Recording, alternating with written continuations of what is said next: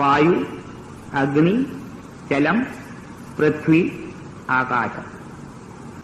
പഞ്ചഭൂതമയമാണ് ശരീരം.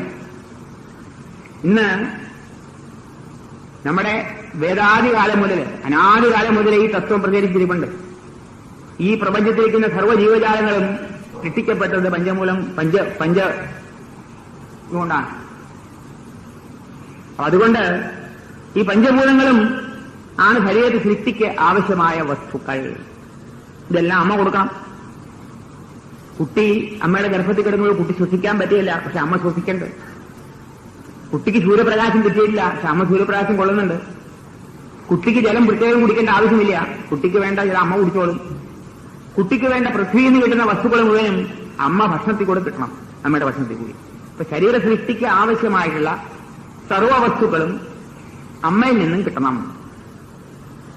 അതുകൊണ്ടാണ് ഗർഭകാലത്ത് ആ അമ്മമാർക്ക് എന്തെങ്കിലും പ്രത്യേക വസ്തുക്കളുടെ ആവശ്യം വന്നാൽ അതൊരിക്കലും നിറവേറ്റാതിരിക്കരുത് എന്ന് ഇന്ന് ആയുർവേദത്തിൽ പറയുന്നുണ്ട്. ശരീരസ്ഥാനത്തില്, അഷ്ടാംഗത്തിൽ ശരീരസ്ഥാനത്തില്